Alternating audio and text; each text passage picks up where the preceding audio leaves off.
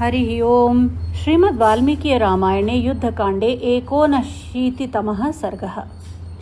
श्री रामचंद्र जी के द्वारा मकराक्ष का वध। निर्गतं मकराक्षन्ते दृष्ट्वा वानरपुङ्गवाः आप्लुत्य सहसा सर्वे योद्धकामा व्यवस्थिताः। प्रधान वानरों ने जब देखा कि मकराक्ष नगर से निकल कर आ रहा है, तब वे सबके सब सहसा उछलकर युद्ध के लिए खड़े हो गए। ततः प्रवृत्तं सुमहत् तद्युद्धं लोमहर्षणं निशाचरै प्लवंगानां देवानां दानवैरिव। फिर तो वानरों का निशाचरों के साथ बड़ा भारी युद्ध छिड़ गया, जो देव दानव संग्राम के समान रोंगटे खड़े कर देने वाला था। वृक्षशूल निपातैश्च गदा परिघपातनैः अन्योन्यं मर्दयन्ति स्म तदा कपि निशाचराः। वानर और निशाचर वृक्ष, शूल, गदा और परिघों की मार से उस समय एक दूसरे को कुचलने लगे। शक्ति खड्ग गदाकुन्तैस्तोमरैश्च निशाचराः पट्टिशैर्भिन्दिपालैश्च बाणपातैः समन्ततः पाशमुद्गरदण्डैश्च निर्घातैश्चापरैस्तथा कदनाङ्कपि सिंहानां चक्रुस्ते रजनीचराः। निशाचर गण शक्ति, खड्ग, गदा, भाला, तोमर, पट्टिश, भिंदीपाल, बाण प्रहर, पाश, मुद्गर, दंड तथा अन्य प्रकार के शस्त्रों के आघात से सबोर वानर वीरों का संहार करने लगे। बाणौघैरर्दिताश्चापि खरपुत्रेण वानराः संभ्रान्तमनसः सर्वे दुद्रुवुर्भयपीडिताः। खरपुत्र मकराक्ष ने अपने बाण समूह से वानरों को अत्यंत घायल कर दिया। उनके मन में बड़ी घबराहट हुई और वे सबके सब भय से पीड़ित हो इधर उधर भागने लगे। तान् दृष्ट्वा राक्षसा सर्वे द्रवमाणान् वनौकसः नेदुस्ते सिंहवद्दृप्ता राक्षसाजितकाशिनः। उन सब वानरों को भागते देख विजयोल्लास से सुशोभित होने वाले वे समस्त राक्षस दर्प से भरकर सिंह के समान गर्जना करने लगे। विद्रवत्सु तदातेषु वानरेषु समन्ततः रामस्तान् वारयामास शरवर्षेण राक्षसान्। वे वानर जब सबोर भागने पर आने लगे, तब श्री रामचंद्र जी ने बाणों की वर्षा करके राक्षसों को आगे बढ़ने से रोका। वारितान् राक्षसान् दृष्ट्वा मकराक्षो निशाचरः कोपानल समाविष्टो वचनं चेदमब्रवीत्। राक्षसों को रोका गया देख निशाचर मकराक्ष क्रोध की आग से जल उठा और इस प्रकार बोला। तिष्ठ राम मया सार्धं द्वन्द्वयुद्धं भविष्यति त्याजयिष्यामि ते प्राणान् धनुर्मुक्तैः शरैः। राम ठहरो, मेरे साथ तुम्हारा द्वंद्व युद्ध होगा। आज अपने धनुष से छूटे हुए पैने बाणों द्वारा तुम्हारे प्राण हर लूंगा। यत्तदा दण्डकारण्ये पितरं हतवान् मम तदग्रतस्वकर्मस्थं स्मृत्वा रोषोऽभिवर्धते। उन दिनों दंडकारण्य के भीतर जो तुमने मेरे पिता का वध किया था, तभी से लेकर अब तक तुम राक्षस वध के ही कर्म में लगे हुए थे। इस रूप में तुम्हारा स्मरण करके मेरा रोष बढ़ता जा रहा है। दह्यन्ते भृशमंगानि दुरात्मन् मम राघव यन्मयासि न दृष्टस्त्वं तस्मिन् काले महावने। दुरात्मा राघव, उस समय विशाल दंडकारण्य में जो तुम मुझे दिखाई नहीं दिए, इससे मेरे अंग अत्यंत रोष से जलते रहते थे। दिष्ट्यासि दर्शनं राम मम त्वं प्राप्तवानिह कांक्षितोऽसि क्षुधार्तस्व सिंहस्येवेतरो मृगः। किंतु राम, सौभाग्य की बात है जो तुम आज यहाँ मेरी आंखों के सामने पड़ गए। जैसे भूख से पीड़ित हुए सिंह को दूसरे वन जंतुओं की अभिलाषा होती है, उसी तरह मैं भी तुम्हें पाने की इच्छा रखता था। अद्य मद्बाण वेगेन प्रेतराम विषयं गतः ये त्वया निहता शूरा सहतैश्च वसिष्यसि। आज मेरे बाणों के वेग से यमराज के राज्य में पहुंचकर तुम्हें उन्हीं वीर निशाचरों के साथ निवास करना पड़ेगा जो तुम्हारे हाथ से मारे गए हैं। बहुनात्र किमुक्तेन शृणु राम वचो मम पश्यन्तु सकलालोकास्त्वां मां चैव रणाजिरे। राम, यहाँ बहुत कहने से क्या लाभ, मेरी बात सुनो। सब लोग इस समरांगण में खड़े होकर केवल तुमको और मुझको देखें, तुम्हारे और मेरे युद्ध का अवलोकन करें।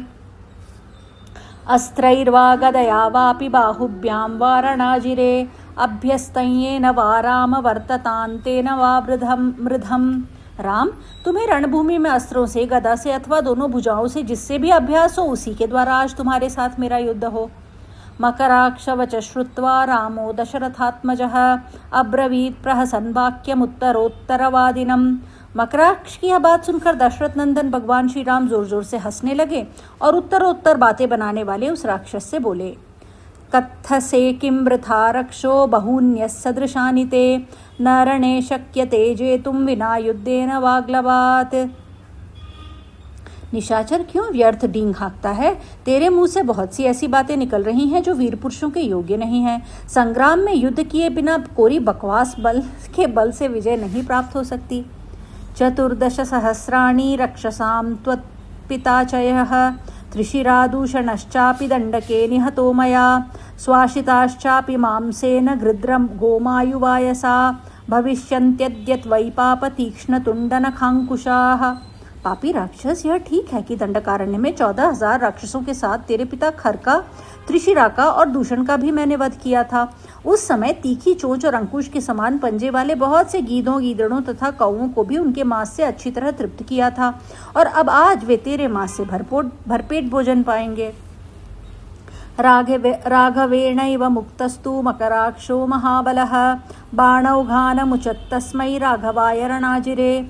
श्री रघुनाथ जी के ऐसा कहने पर महाबली मकराक्ष ने रणभूमि में उनके ऊपर बाण समूहों की वर्षा आरंभ कर दी। तांछरांछर वर्षेण रामच्छिच्छेदनैकधा निपेतुर्भुवि विच्छिन्ना रुक्मपुंखा सहस्रशः। परंतु श्री राम ने स्वयं भी बाणों की बौछार करके उस राक्षस के बाण टुकड़े टुकड़े कर डाले। वे कटे हुए सुनहरी पांख वाले सहस्रों बाण पृथ्वी पर गिर पड़े। तद्युद्धमभवत् तत्र समेत्यान्योन्य भोजसा खर राक्षस पुत्रस्य सुनोर्दशरथस्य च। दशरथ नंदन भगवान श्री राम और राक्षस खर के पुत्र मकराक्ष, इन दोनों में एक दूसरे के निकट आकर बलपूर्वक युद्ध होने लगा। जीमूतयोरिवाकाशो शब्दो जातलयोरिव धनुर्मुक्तस्वनोन्योन्यम श्रूयते चरणाजिरे। उन दोनों की प्रत्यंचा और हथेली की रगड़ से धनुष के द्वारा जो टंकार शब्द प्रकट होता था, वह उस समरांगण में परस्पर मिलकर उसी तरह सुनाई देता था जैसे आकाश में दो मेघों के गरजने की आवाज हो रही हो। देवदानव गंधर्वा किन्नराश्च महोरगाः अंतरिक्षगता सर्वे दृष्टुकामास्तदद्भुतम्। देवता, दानव, गंधर्व, किन्नर और बड़े बड़े नाग, ये सब के सब उस अद्भुत युद्ध को देखने के लिए अंतरिक्ष में आकर खड़े हो गए।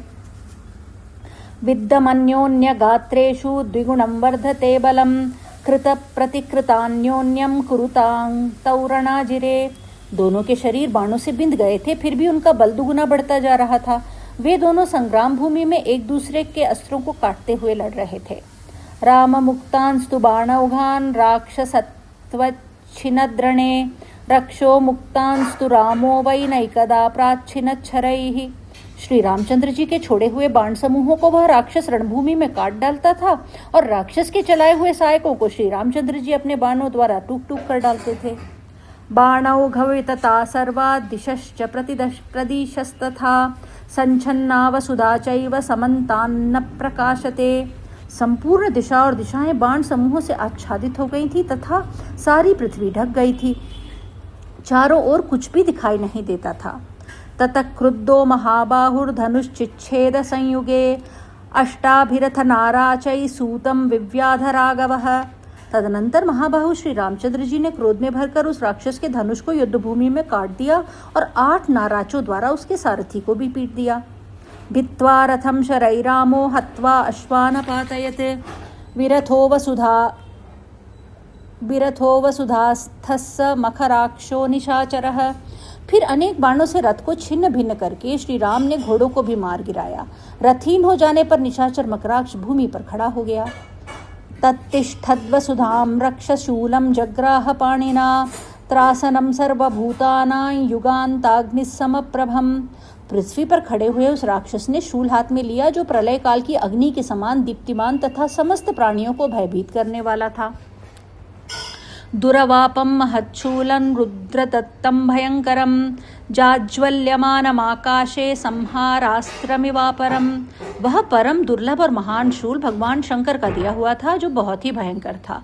वह दूसरे संहारास्त्र की भांति आकाश में प्रज्वलित हो उठा। यन्दृष्ट्वा देवता सर्वा भयार्ता विद्रुता दिशः विभ्राम्य च महच्छूलं प्रज्वलन्तन्निशाचरः सक्रोधात् प्राणिहोत्तस्मै राघवाय महाहवे। उसे देखकर संपूर्ण देवता भय से पीड़ित हो सब दिशाओं में भाग गए। उस निशाचर ने प्रज्वलित होते हुए उस महान शूल को घुमाकर महात्मा श्री रघुनाथ जी के ऊपर क्रोधपूर्वक चलाया। तमापतन्तं ज्वलितं खरपुत्रकराच्युतं बाणैश्चतुर्भिकराकाशे शूलं चिच्छेद राघवः। खर पुत्र मकराक्ष के हाथ से छूटे हुए उस प्रज्वलित शूल को अपनी ओर आते देख श्री रामचंद्र जी ने 4 बाण मारकर आकाश में ही उसको काट डाला। सभिन्नो नैकदाशूलो दिव्यहाटकमण्डितः व्यशीर्यतमहोल्केव रामबाणार्दितो भुवि। दिव्य सुवर्ण से विभूषित वह शूल श्री राम के बाणों से खंडित हो अनेक टुकड़ों में बट गया और बड़ी भारी उल्का के समान भूतल पर बिखर गया। तच्छूलन्निहतं दृष्ट्वा रामेणाक्लिष्टकर्मणा साधु साध्विति भूतानि व्याहरन्ति न भोगताः। अनायास ही महान कर्म करने वाले श्री राम के द्वारा उस शूल को खंडित हुआ देख आकाश में स्थित हुए सभी प्राणी उन्हें साधुवाद देने लगे। तम दृष्ट्वा निहतं शूलं मकराक्षो निशाचरः मुष्टिमुद्यम्य काकुत्स्थं तिष्ठ तिष्ठेति चाब्रवीत। उस शूल के टुकड़े टुकड़े हुए देख निशाचर मकराक्ष ने घूंसा तानकर श्री रामचंद्र जी से कहा, अरे खड़ा रह खड़ा रह। सतं दृष्ट्वा पतन्तन्तु प्रहस्य रघुनंदनः पावकास्त्रं ततो रामः संददे तुषरासने। उसे आक्रमण करते देख श्री रामचंद्र जी ने हंसकर अपने धनुष पर आग्नेयास्त्र का संधान किया।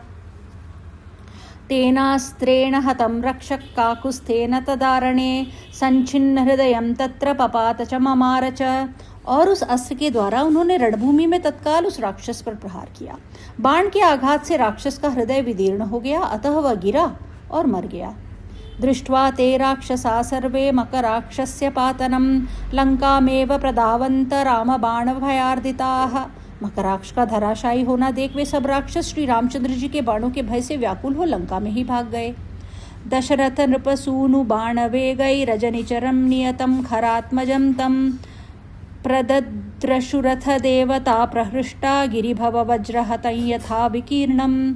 देवताओं ने देखा जैसे वज्र का मारा हुआ पर्वत बिखर जाता है, उसी प्रकार खर का पुत्र निशाचर मकराक्ष दशरथ कुमार श्री रामचंद्र जी के बाणों के वेग से मार डाला गया।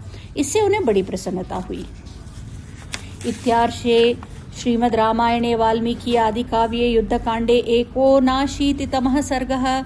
इस प्रकार श्री वाल्मीकि निर्मित आर्ष रामायण आदि काव्य के युद्धकांड में 79वां सर्ग पूरा हुआ। हरि ओम।